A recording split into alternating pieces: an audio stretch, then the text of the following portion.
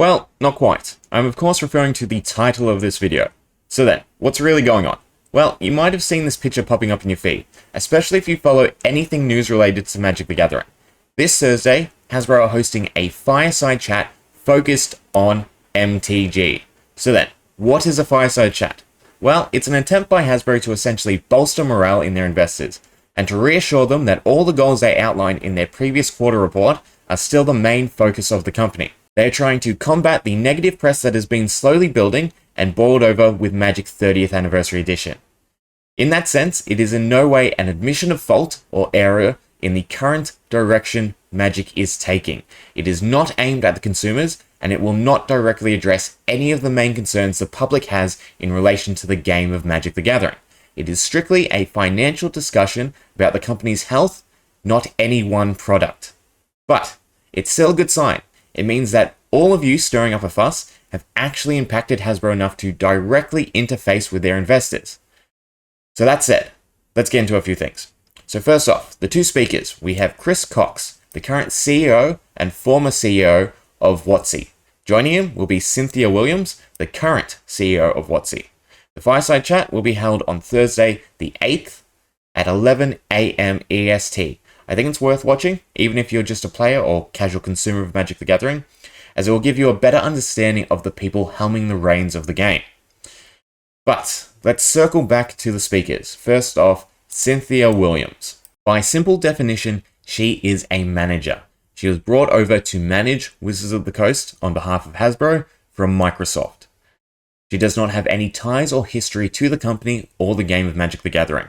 She is someone who wants to leave a mark on the company, and therefore it is her priority to look at the bottom line or revenue of WotC. She is not invested in the health of the game, but the product cycle of WotC. I think another important aspect of her history to acknowledge would be this statement. She led the global growth of their e-commerce direct-to-consumer business fulfillment. So during her time at Amazon, she helped increase the rate at which Amazon directly targets and distributes to consumers. And of course, what are we currently seeing in Magic? A rise in Secret Layers, a direct-to-consumer product, and Magic the Gathering 30th Anniversary Edition, a attempt at a large-scale financial value-wise product direct to the consumers. Of course, it tanked, and that is why we're having this discussion, and they're launching their fireside chat. But I think this is an important aspect to recognize about this person. So this person is not speaking on behalf of the game of Magic the Gathering. She is there to address concerns related to the business aspects and financial aspirations of Wizards of the Coast under Hasbro. Keep that in mind. Then what about Chris Cox? Well, this might be a name you've heard a bit more. He was the previous CEO of WotC until he was succeeded by Cynthia Williams this year in January. And he is very similar. He was brought over to manage the company. He came from Microsoft and has no direct relation to the history of WotC or the history of Magic the Gathering. He is again there to leave his mark and make the business more successful. He is not there to create a more healthy and sustainable game for the consumer. He is only there to increase profits and make the company more desirable to investors. So that these two people hosting this chat are in no way geared to understand the concerns of the player or the community that actually participates and enjoys Magic the Gathering. They are simply there to promote the company, to reassure investors that the company is worth their money, worth their time, worth sitting on until it is more successful. So you need to really take this with a grain of salt, because this fireside chat is not going to have any of the answers you as a player for Magic the Gathering are going to want.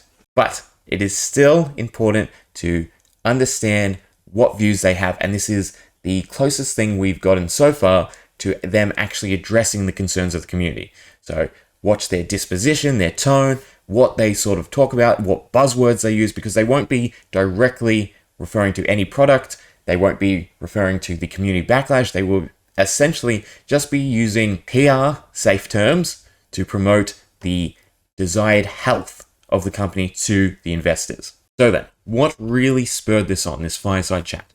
Well, it's all to do with their Q3 report, which I have open here. So let's read it for a little bit.